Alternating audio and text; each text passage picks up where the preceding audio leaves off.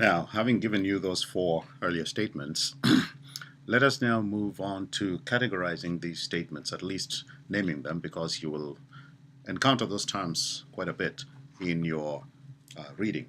So you have what we call constants, individual constants.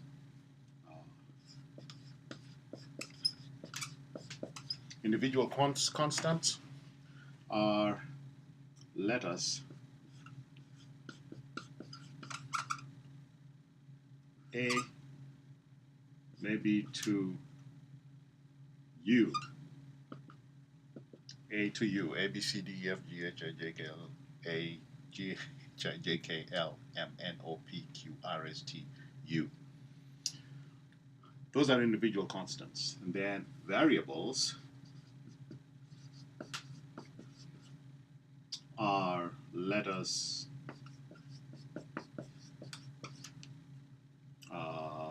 V to Z.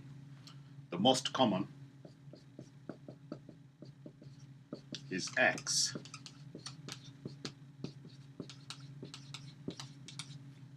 The variables are placeholders. They don't tell you exactly what they are representing, but they tell you that whatever you put in place of X has the attribute for which the predicate letter stands. And then you have the predicate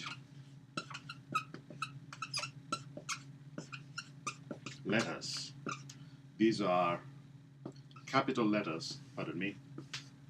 These are capital letters from A to Z. Now sometimes you can mix capital letters of predicate letters with capital letters of statement logic. It's quite possible to do that. Okay, so for example, you can have for all X, PX implies, say, S, something like that. This is not necessarily a predicate letter. This is a capital letter for statement logic in the previous chapter. But these ones here are predicate letters. The predicate letters, notice they always come first. And then the constants or the variables, which are always small letters, they come next. So the small letters are the subject, the capital letters are the predicates.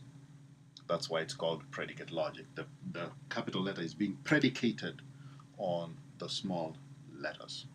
That's what's going on. Now, and then you have what you call the quantifiers. The quantifiers for universal terms,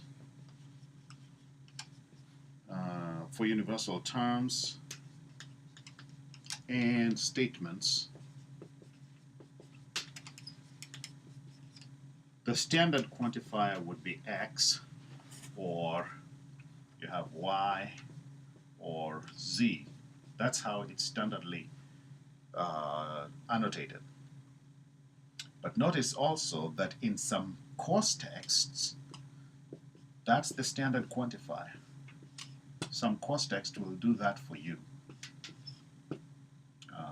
like that. It's an upside down A to symbolize the universal nature of the statement. It's an A, but it's upside down, usually saying all whatever, all X, or all Y, or all Z, for all X, for all Y, for all Z.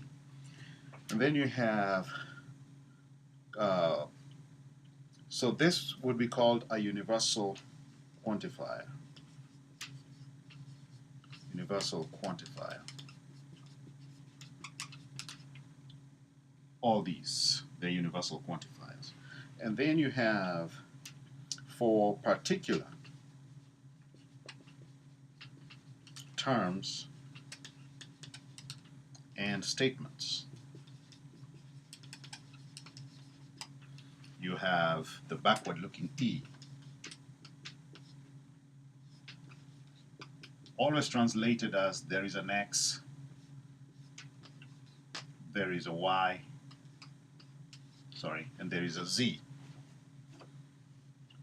It can be translated, there's an x, there's an y, there's a z such that, or at least one x exists, or at least one y exists, or at least one z exists such that. So it is really what you call an existential quantifier. So remember those terms. You have the constants, individual variables, predicate letters, quantifiers. Those are key terms that will be used quite frequently from 9.3, 9.4, 9.5.